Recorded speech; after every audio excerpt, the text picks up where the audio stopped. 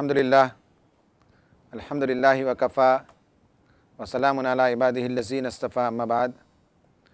क़ाल अल्लाहु तआला फ़िल क़ुरआनिल मजीद वल फ़ुरक़ानिल हमीद फ़अऊज़ु बिल्लाहि मिनश शैतानिर रजीम बिस्मिल्लाहिर रहमानिर रहीम।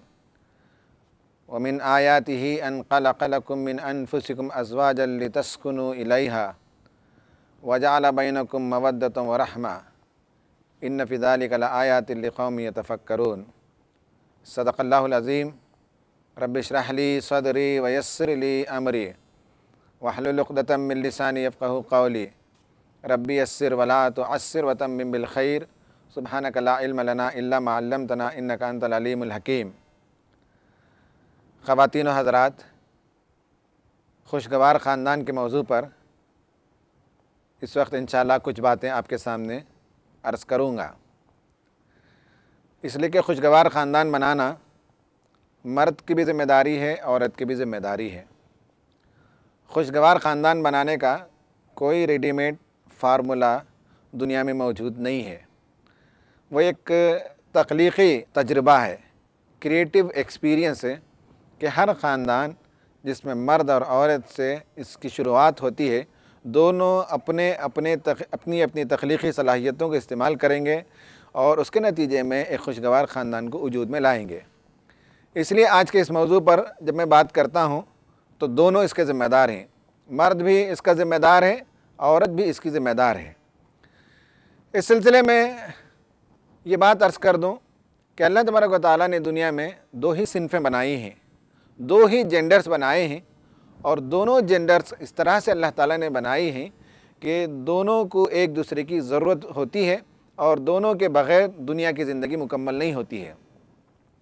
आप देखेंगे तो एक तरफ तो मर्द और औरत में अल्लाह ताला ने फ़र्क रखा है, मिजाजों का फ़र्क रखा है, फिजियोलॉजिकल डिफरेंस रखा है, साइकोलॉजिकल डिफरेंस रखा है, इमोशनल डिफरेंसेस रखा है।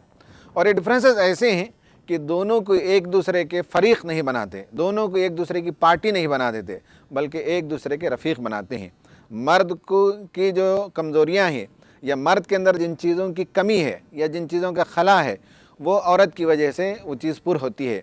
इसी तरह अल्लाह तबारक व तआला ने औरत की तबीयत और फितरत में जिन चीज़ों को डिमांड रखा है, जिन चीज़ों का अर्ज रखा है, मर्द के पाने से औरत को तकमील और तस्कीन मिलती है। इसलिए दोनों मिलकर एक नया घर वजूद में लाते हैं। मर्द और औरत दोनों जब ख़ानदान बनाते हैं तो इसका पुराना तरीक़ा, रिवायती तरीक़ा यही रहा है कि लड़का शुरुआत करता है, लड़का पहल करता है।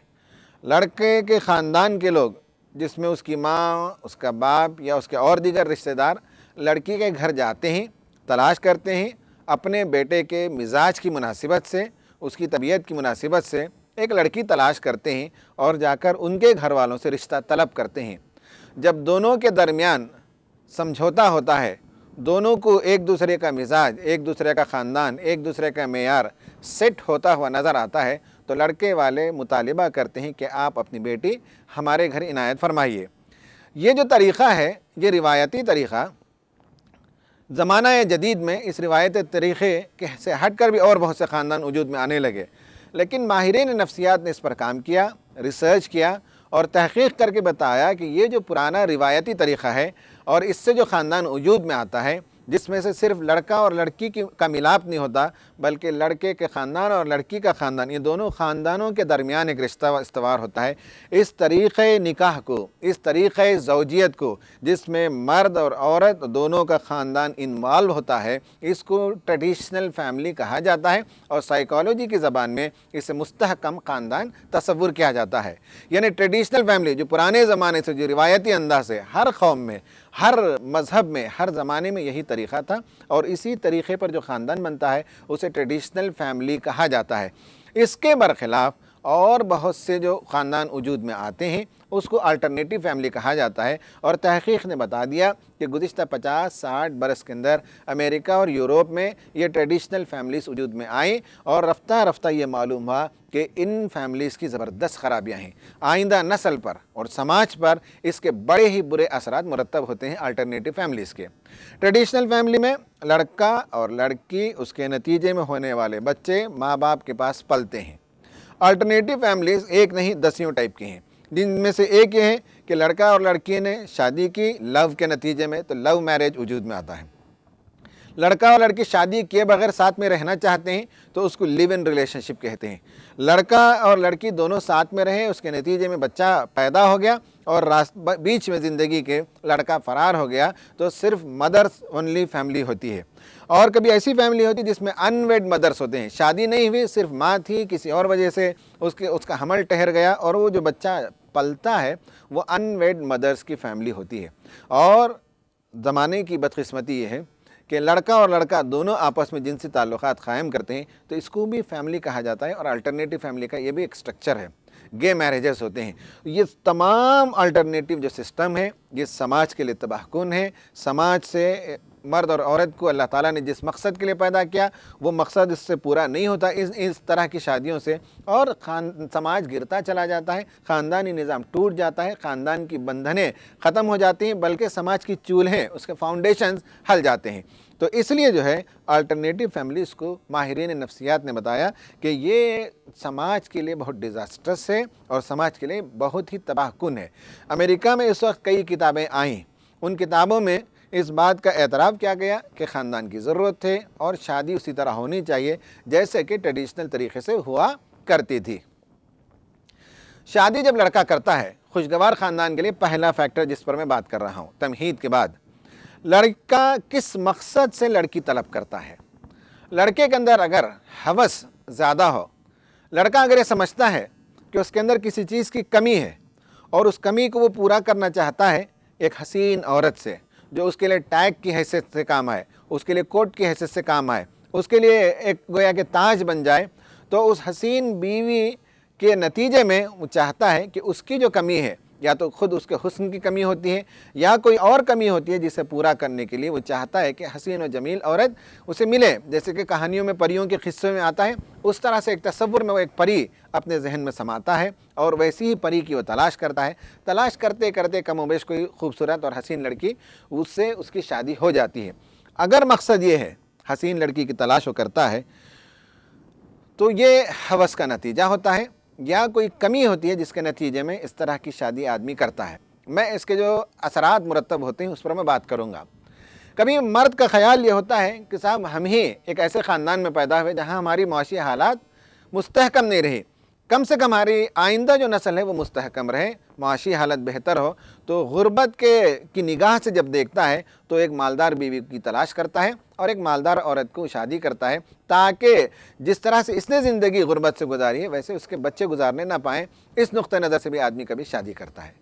कभी इस नुक्ता नज़र से भी आदमी शादी करता है, वो समझता है कि समाज में उसकी बड़ी इज़्ज़त नहीं है, चूँकि वो एक छोटे इलाके से, छोटे ख़ानदान से, या कम तालीम याफ्ता जगह से या किसी और जगह से वो आया है। वो समझता है कि मेरे लिए इज़्ज़त इसमें है कि मैं आला नस्ब के लोगों में शादी करूं, बड़े ख़ानदान के लोगों में शादी करूं, उसका बाप नामवर हो, उसका भाई नामवर हो और बड़ी हस्ती हो शहर की, ऐसे घरानों में अगर मैं शादी करूँगा तो मेरी भी इज़्ज़त बढ़ जाएगी। तो आदमी ऐसी जगह नस्ब पर तलाश करता है। हवस से अगर देखता है तो खूबसूरत बीवी की तलाश करता है, गुर्बत की निगाह से देखता है तो मालदार बीवी की तलाश करता है, इज़्ज़त की निगाह से देखता है तो आदमी तलाश करता है नस्ब वाली औरत को, बड़े ख़ानदान वाली औरत को।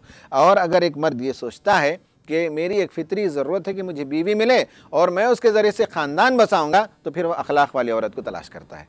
वो देखता है कि कम रंग सही, कम दौलत वाली सही, लेकिन कम नस्ब वाली सही, लेकिन ये कि अगर वो अखलाक वाली है, किरदार वाली है, उसके अंदर निस्वानियत मौजूद है, उसके अंदर फेमिनिटी मौजूद है, औरत की जो खूबियाँ, फितरी खूबियाँ हैं वो अगर उसके अंदर मौजूद है, और आदमी तलाश करता है कि मैं ऐसी बीवी को पाऊँगा जिसके नतीजे में एक बेहतरीन ख़ानदान वजूद में आएगा, तो फिर वह अखलाक की बुनियाद पर शादी करता है।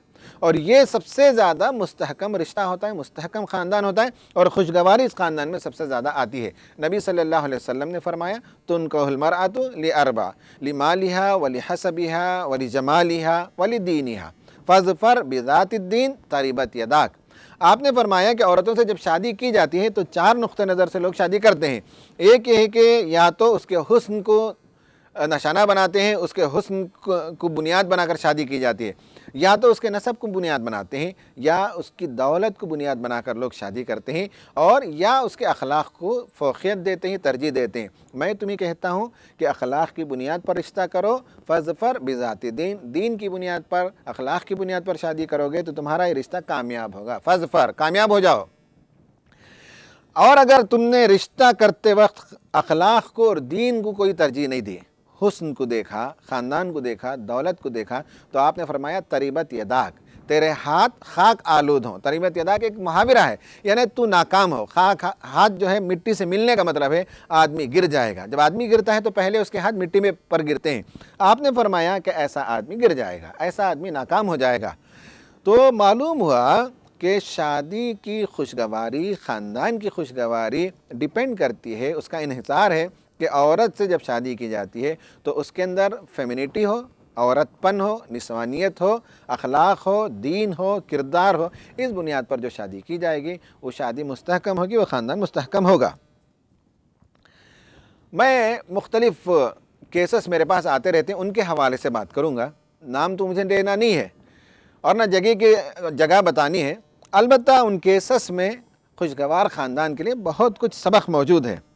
मैंने जैसे बताया कि पहला जो है दीन और अखलाक की बुनियाद पर अरेंज्ड मैरिजेस होते हैं और ट्रेडिशनल फैमिलीज वजूद में आती हैं। अल्टरनेटिव फैमिली में लव मैरिजेस होते हैं। आज के ज़माने में फ़िल्मों के नतीजे में गाने बजाने और बेहयाई जो बाज़ार में और माशरे में आम है, उसके नतीजे में लड़का कभी लड़की पर आशिक़ हो जाता है और कभी लड़की लड़के पर आशिक़ हो जाती है और दोनों शादी कर लेना चाहते हैं।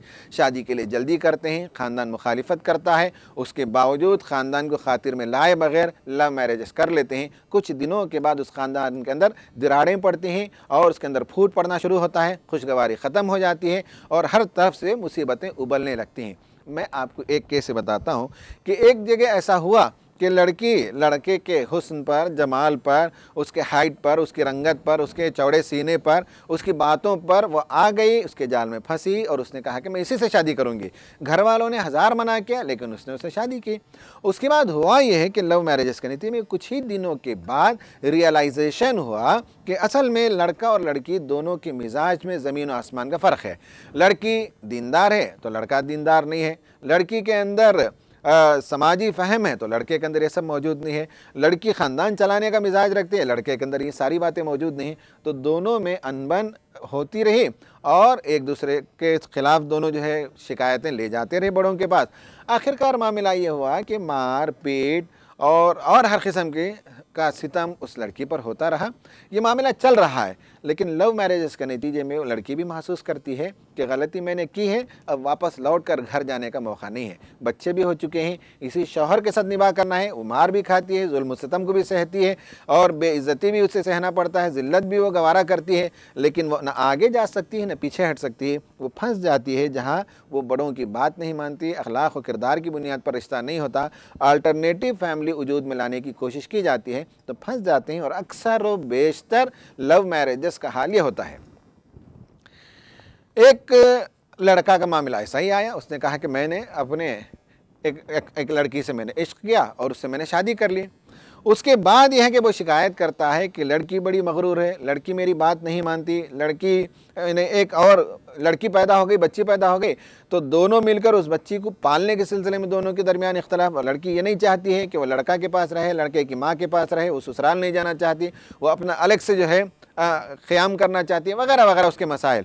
और लड़के पर उसने मुतालिबा किया, ये चाहिए, ये चाहिए, ये चाहिए। लड़के ने उन सब चीज़ों को फराहम किया, तब भी वो मुतमईन नहीं है।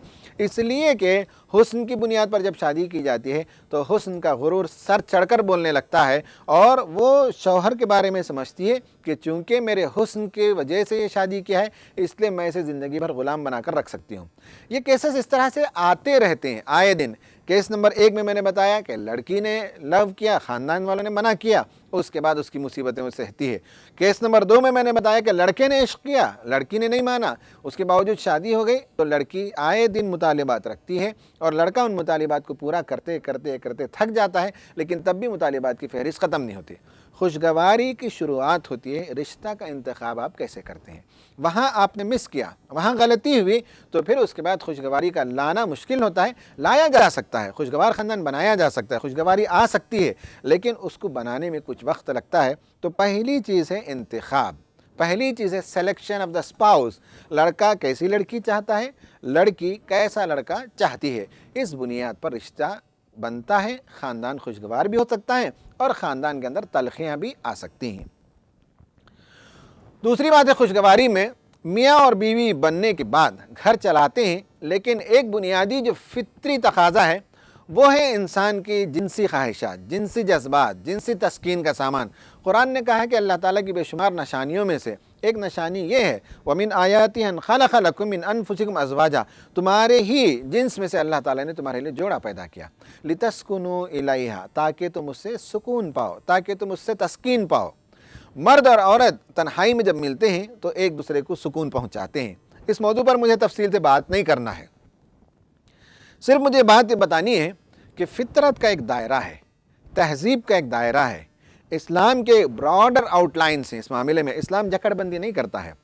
बेडरूम अफेयर्स के सिलसिले में बड़ी आज़ादी इस्लाम देता है। फितरत की आज़ादी, तहजीब की लिमिट्स के अंदर, इस्लाम के लिमिट्स के अंदर दोनों एक दूसरे के लिए तस्कीन का बाइस बने, दोनों एक दूसरे के लिए सुकून फराहम करें। अगर ये मामला अंदर ठीक है तो बाहर ख़ानदान खुशगवार बनता है। अगर मामला अंदर गड़बड़ है तो बाहर बहुत सी मुसीबतें सर उठाती हैं और घर के अंदर जो तलखियाँ पैदा होती हैं, गड़बड़ पैदा होता है, झगड़े पैदा होते हैं। तो एक खुशगवारी का फैक्टर वो भी है कि बेडरूम अफेयर्स दुरुस्त हों तो ख़ानदान दुरुस्त होता है। इस मामले में एक और केस मैं आपको बताना चाहूँगा कि केस नंबर 3 ये है कि आदमी जो है अगर उसे तस्कीन न मिले तो उसकी निगाह इधर उधर जाती है, बहुत से आदमी गड़बड़ करने लगता है। एक लड़की ने मुझे फ़ोन किया और बताया कि उनके शौहर जो है नेट पर बहुत ज़्यादा बैठते हैं और वहाँ वो तस्कीन तलाश करते हैं, और उस पर जब बात होती है तो झगड़े की नौबत आती है मियाँ बीवी के दरमियान। तो मैंने उनको यही समझाया कि नेट से अगर रोकना हो तो फिर जो है दोनों को मिलकर तख्लीक़ी तरीक़े इख्तियार करने पड़ेंगे, एक दूसरे की तस्कीन का सामान करना पड़ेगा, और अगर तस्कीन उसे यहाँ मुयस्सर आए तो फिर वहाँ वो जाने की नौबत उसे नहीं आएगी। हो सकता है कि मर्द की आवारगी भी हो सकती है या मर्द तस्कीन का मुतलाशी भी हो सकता है, और दोनों वजूहात में वो गलत काम है, लेकिन तस्कीन के लिए एक दूसरे को राहें तलाश करनी पड़ेगी। इससे ख़ानदान खुशगवार होता है, इससे स्टेबिलिटी आती है, इससे इस्तेहकाम आता है ख़ानदान के अंदर। एक मियाँ बीवी के दरमियान झगड़ा हुआ और उसमें मसला ये आया था कि लड़की की शिकायत ये है कि लड़का जो दौरे जदीद के अंदर जो खबासतें फैली हैं, जो बुराइयां आम हुई नेट के ज़रिए से और दीगर ज़राए से, वो चाहता है कि अपनी बीवी को भी उसी तरह का एक आलाकार बनाए, और बीवी उस काम के लिए तैयार नहीं होती है। तो दोनों के दरमियान जो है रिश्ते में इख्तलाफ आता है। दोनों के वालिदैन को अंदर का फ़ैर नहीं मालूम है, बाहर की बहुत सी छोटी मोटी बातें कहते रहते हैं। लड़का कहता है कि लड़की ऐसी है, लड़की कहती है कि लड़का ऐसा है, लेकिन असल कोर जो इश्यू है जहाँ खुशगवारी मुतासिर हुई है वो बात बहुत बाद में काउंसलिंग के दौरान सामने आती है। ये चौथा केस है जो मैंने इस गुफ्तगू में आपके सामने पेश किया। तो फितरत के दायरे के अंदर, तहजीब के दायरे के अंदर, इस्लाम के दायरे के अंदर खुशगवारी लाने और बेडरूम अफेयर्स को दुरुस्त करने की कोशिश होनी चाहिए। और बाकी जितनी गैर फितरी चीज़ें हैं, गैर महज़ब चीज़ें हैं, गैर इस्लामी चीज़ें हैं, उसके अपनाने से ख़ानदान में खुशगवारी आती नहीं। तो 2 बातों का मैंने आज जिक्र किया है। एक इंतखाब के राइट चॉइस हो तो ख़ानदान के अंदर खुशगवारी आती है, हैप्पीनेस आती है।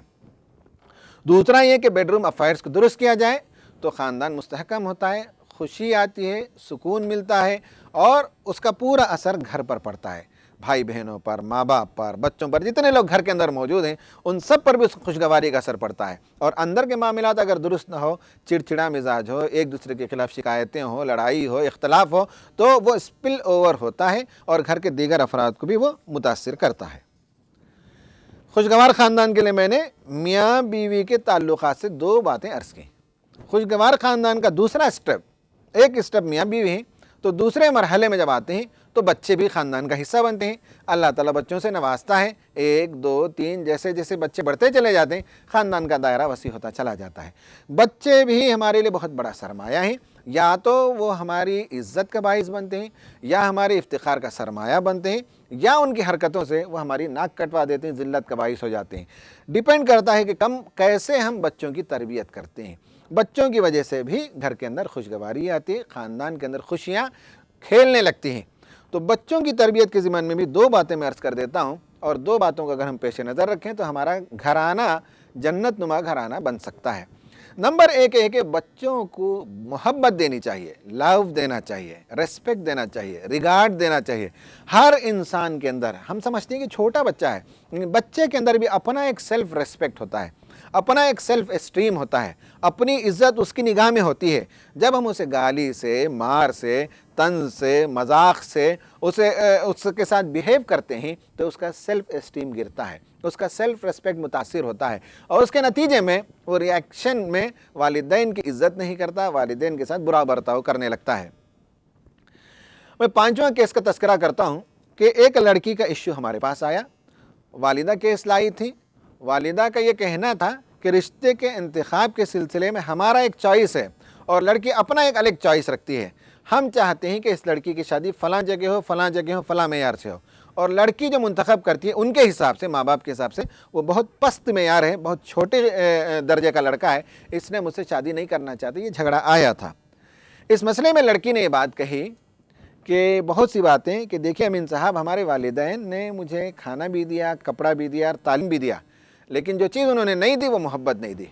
इसके नतीजे मैं समझती हूँ कि मुझे मोहब्बत देने वाला शौहर चाहिए, और मुझे फ़लाँ से मोहब्बत मिली। ये ताल्लुक़ात बाहर से मोहब्बत के ताल्लुक़ात कायम हुए तो खुद गलत बात है, लेकिन ये कि उसे मोहब्बत की ज़रूरत थी, वालिदैन से उसने कहा कि मुझे मोहब्बत नहीं मिली। आज वो वालिदैन के ख़िलाफ़ बगावत करके एक ऐसे रिश्ते का इंतखाब करना चाहती है जिसमें वालिदैन की मर्ज़ी ज़ीरो नहीं बल्कि माइनस में है, बिल्कुल वो पसंद नहीं करते। शादी हो गई। तो मालूम हुआ कि बच्चों को अगर हम मोहब्बत नहीं देते हैं तो इसका रिएक्शन 25 साल के बाद में निकलता है। ऐसा नहीं कि आज उसका रिएक्शन निकलता है तो खुशगवारी आती है घर में, वरना यह कि आज उनके घर में वावेला मचा है, मातम मचा हुआ है, हर आदमी दीवार की तरफ चेहरा करके बैठा हुआ है, और रोना धोना उस घर का मामूल हो चुका है, और बड़ी बेइज्जती ख़ानदान की हुई लोग ये महसूस करते हैं। उसकी वजह यही है कि बच्चों का अगर हम मोहब्बत नहीं देते हैं तो 20-25 साल के बाद भी उसका रिएक्शन होता है। लव दें। और लव के सिलसिले में एक बात ये भी मैं अर्ज़ करता हूँ कि एक दोस्त ने मुझसे कहा कि अमीन साहब, मैं किसी लेक्चर में गया था और उस लेक्चर में कहा, काउंसलर ने या उसने जिसने रिसोर्स पर्सन था उसने ये कहा कि बच्चे जब सने बुलूग़ को पहुँचते हैं तो उस वक्त माँ बाप को चाहिए कि वो बच्चों के फ्रेंड बन जाएं, they must be friendly with them. उन्होंने मुझसे पूछा कि क्या ये बात सही है? मैंने कहा ये बात गलत है। बच्चों को बाहर की दुनिया में हज़ारों दोस्त मुयस्सर हैं, लेकिन माँ बाप एक ही मुयस्सर हैं, तो माँ बाप को माँ बाप की तरह रहना चाहिए, दोस्त नहीं बनना चाहिए। फिर उन्होंने पूछा कि ये क्या बात है कि बच्चों के साथ हम वैसा नहीं रहते जैसे कि उसने बताया रिसोर्स पर्सन ने। मैंने कहा कि असल में उनके साथ फ्रेंडली होना नहीं है, उनको लव देना, इतनी मोहब्बत देना है कि दोनों के दरमियान कम्युनिकेशन के चैनल हमेशा ओपन रहें, वो अपने दिल की बात बोल सकें, अपने मसाइल बोल सकें, और उसको हम वेलकम कर सकें, हम उनकी मजबूरी को समझ सकें, उनकी ज़रूरियात की तकमील कर सकें। ये कम्युनिकेशन का चैनल ओपन रहना चाहिए। इसमें जो मोहब्बत है बच्चों को, वो अनकंडीशनल लव देना चाहिए। तुम फर्स्ट रैंक लाओ तभी तुमको जो मोहब्बत मिलेगी, तुम हमारी बात मानो तभी तुमको ये मोहब्बत मिलेगी, तुम जो है इस तरह की हुनरमंदी दिखाओ तब हम करेंगे। ये बात नहीं है। बच्चे हमारे बच्चे ही, हम उनको अनकंडीशनल लव देना चाहिए। पढ़ें तब भी सही, पढ़ाई में फ़ेल हो जाएं तब भी सही, फर्स्ट रैंक लाएँ तब भी सही, 15वां रैंक लाएँ तब भी सही, हर मामले में बच्चों को मोहब्बत देनी चाहिए, इसलिए कि वो हमारे जिस्म का हिस्सा हैं, हमारे लख्ते जिगर हैं। तो अनकंडीशनल लव, इससे घर के अंदर मोहब्बत की फ़िज़ा कायम होती है, सुकून की फ़िज़ा कायम होती है, ख़ानदान खुशगवार बनता है। दूसरा फैक्टर जो बच्चों की तरबियत के सिलसिले में, वो बात याद रखें कि बच्चों को हम पढ़ाते हैं, खूब होमवर्क कराते हैं, बेहतरीन ट्यूशन लगाते हैं, और चाहते हैं कि बड़े से बड़े स्कूल में पढ़े, आला से आला नंबर लाए। हमारा ये ख्याल इधर जाता ही नहीं कि वो जो पढ़ाई पढ़ रहे हैं उसके नतीजे में वो एक मशीन तो बन सकते हैं, वो कारपोरेट दुनिया के ग़ुलाम तो बन सकते हैं, वो सिविलाइजेशन का एक हिस्सा तो बन सकते हैं, लेकिन हमारा कल्चर, इस्लामिक कल्चर का वो हिस्सा नहीं बन सकते। हमारे यहाँ जो बिलीव्स हैं, खुदा का तसव्वुर, आखिरत का तसव्वुर, नबी सल्लल्लाहु अलैहि वसल्लम से मोहब्बत, इंसानों से मोहब्बत, इंसानों की खिदमत, कोई वैल्यूज़ इस तालीम के अंदर मौजूद नहीं है।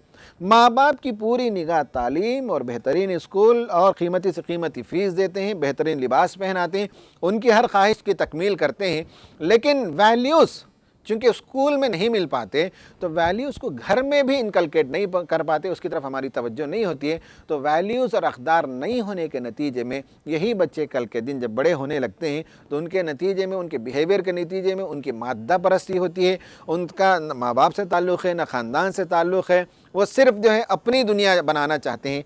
ऐसे माहौल में ख़ानदान के अंदर तलख़ियाँ रूनुमा होती हैं। माँ बाप जब बूढ़े होते हैं तो उनको शिकायत होती है कि हमारा बच्चा ना फ़ोन करता है, हमारा बच्चा ना हमारी खिदमत करता है, ना हमारी ज़रूरियात की तकमील करता है, ना हमें दवाएँ लाता है, ना हमें किसी डॉक्टर के पास ले जाता है इलाज के लिए। ये सारी शिकायतें इसलिए होती हैं कि बचपन से हमने उनके अंदर अक़दार को पैदा नहीं किया, वैल्यूज़ को इम्बाइब नहीं किया। देखिए कुरान बड़े बड़े वैल्यूज़ देता है। बाज़ वैल्यूज़ वो हैं, इन्हें मोहब्बत, आम इंसानों से, जानवरों से, एनवायरनमेंट से मोहब्बत के जज्बात, ये कदर, ये वैल्यू बच्चों के अंदर पैदा होनी चाहिए। रहमत, कंपैशन, लव, कंपैशन, रहमत का जज्बा होना चाहिए हर एक के साथ, बच्चों को ये पैदा करना। फिर बच्चों के अंदर ये मिजाज पैदा करना कि लोगों के अयूब को छुपाएं, ऐब पर पर्दापोशी करें, लोगों को माफ़ करना। गलतियाँ हर इंसान से ज़िंदगी में होती है। बचपन से अगर हम ये माफ़ करने का जज्बा सिखाते हैं, बड़े होने के बाद बीवी से गलती हो जाए वो माफ़ करना सीखेगा। और अगर लड़की को हमने वैल्यू सिखाया और लड़का ने गलती की तो वो माफ़ करेगी, बच्चे ने गलती की तो माफ़ करेगी, अड़ोस पड़ोस के लोगों ने गलती की तो माफ़ करेगी। माफ़ करने का जज्बा और हमारी जो तालीम है, हमारा जो तालीमी निज़ाम है वो इंतकाम का जज्बा सिखाता है, सर्वाइवल ऑफ द फिटेस्ट सिखाता है। इस्लाम जो है माफ़ करना, दरगुजर करना, ऐब पर पर्दा डालना सिखाता है। जदीद तालीम जो सिखाती है वह है कि लोगों के अयूब को बाहर किया जाए, ये वैल्यू सिखाना। फिर अदल और इंसाफ, हर मौके पर अदल की बात करें, इंसाफ की बात करें। फिर बच्चों को हम ये सिखाएं हक गोई, सच बोलें, जान की पर भी मुसीबत क्यों ना आ जाए लेकिन बच्चे हमेशा सच बोलें, हक गोई की तालीम उनको देना चाहिए। फिर एहतराम इंसानियत, इख्तलाफ हो सकता है किसी से भी, दुनिया में वो जहाँ भी जाएंगे बढ़ेंगे, एहतराम इंसानियत मिस नहीं होना चाहिए। इख्तलाफ हो सकता है किसी इशू पर, किसी बड़े से, किसी छोटे से, बीवी से, बच्चे से, माँ बाप से भी इख्तलाफ हो सकता है, इख्तलाफ अपनी जगह है, लेकिन एहतराम आदमियत, एहतराम इंसानियत ये कभी जो है मिस नहीं होना चाहिए। और इसी तरह हया, शर्म हया एक बहुत बड़ा वैल्यू है। ये हैं वो अक़दार बच्चों के अंदर, मोहब्बत, अफ़्व दरगुज़र, रहमत और ऐब पोशी और हया और हक़ गोई, अदल इंसाफ और एहतराम इंसानियत। इस तरह के वैल्यूज़ को इनकलकेट कर दीजिए। फिर ये बच्चे जब बढ़ेंगे, घर के अंदर चलेंगे फिरेंगे, तालीम हासिल करेंगे, नौकरियां करेंगे, बिज़नेस करेंगे, फिर उनकी आल औलाद होगी, उन सब के नतीजे में उनका जो बिहेवियर होगा, प्यार का, मोहब्बत का, हक़ गोई का, हया का, एहतराम इंसानियत का, उसके नतीजे में घर गुलशन बन जाएगा, घर के अंदर बाग़ बहार आ जाएगी, घर के अंदर रहमतें ही रहमतें बरसने लगेगी, किसी को किसी से शिकायत नहीं होगी। ये वैल्यूज़ अगर हम बचपन से पैदा करते हैं। इन वैल्यूज़ को कैसे पैदा किया जाता है? कहानियों के ज़रिए से, क़िस्सों के ज़रिए से, कुरानी वाक़यात, सहाबा के वाक़यात और समाज में दीगर लोगों के वाक़यात सुनाकर, नज़मों से, नग़मों से, तरानों से, इन सब से ये वैल्यूज़ पैदा किए जाते हैं। उनसे बात करें बचपन से, तो इसके नतीजे में ये वैल्यूज़ बच्चों में इनकलकेट होते हैं। जब बड़े होंगे बच्चे तो वो नोकीले नहीं होंगे, इसको चुभाएं, उसको चुभाएं, इधर तकलीफ़ दें और उधर जो है तीशा चलाएं, ये नहीं होगा। बच्चे बहुत आला अखलाक और किरदार के बच्चे होंगे तो हमारा घराना जो है जन्नतनुमा घराना, खुशगवार ख़ानदान बन सकता है।